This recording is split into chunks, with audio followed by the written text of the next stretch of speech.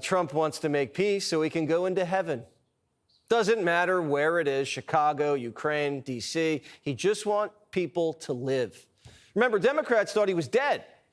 But if Putin and Xi are right, Trump might live forever. Ambassador-in-Chief of Protocol of the United States, Monica Crowley, is here. How are you, Monica? Hi, Jesse. Great, thanks. So you have now a little bit of a concerning situation, India, China, Russia together. Does the president see this as a threat?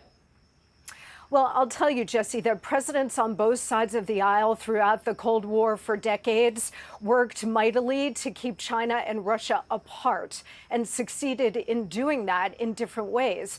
President Biden, on the other hand, for 4 years, essentially ignored American foreign policy and allowed these two superpowers who are adversarial to the United States to float closer together.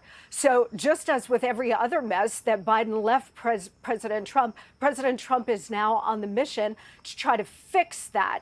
And President Trump is obviously, Jesse, driven by strategic imperatives to serve America's national interests, but he's also driven by the need for peace and the desire to see peace, the desire for conflict resolution and to see the end of killing and murder, death and destruction, both here in America, Washington, D.C., but also around the world. So President Trump's mission here in speaking to President Putin, President Zelensky, President Xi Jinping, is to always try to find common ground strategically, commercially, economically, trade-wise, etc., because his overall mission is to try to drive the world to greater safety, security, peace, and prosperity. Yeah, it's definitely a tangled mess, but I think a lot of people have faith that the president can unlock it.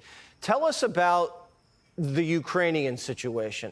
It looks like there was going to be a pretty quick meeting. I guess those were the expectations between Zelensky and Vladimir Putin. Do you see that materializing anytime soon? And if it doesn't, what are the costs? Well, you know, Jesse, only President Trump could have brought both leaders separately to the table to have a conversation with him about, again, trying to find some common ground where they can have productive discussions and try to identify a viable path to peace. So he had the meeting with President Putin in Alaska, and then, of course, 72 hours later met with President Zelensky and 7 other European leaders.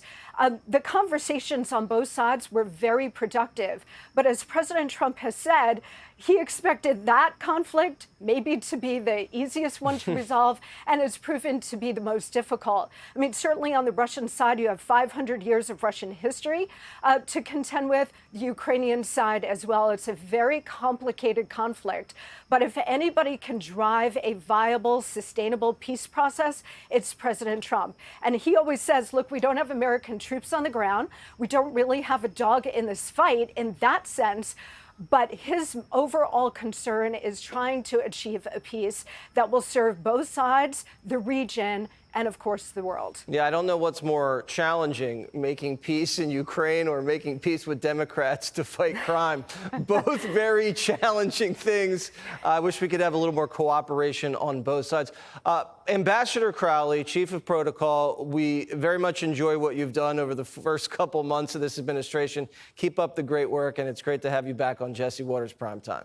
Thank you so much, Jesse. Click here to subscribe to the Fox News YouTube page to catch our hottest interviews and most compelling analysis. You won't get it anywhere else.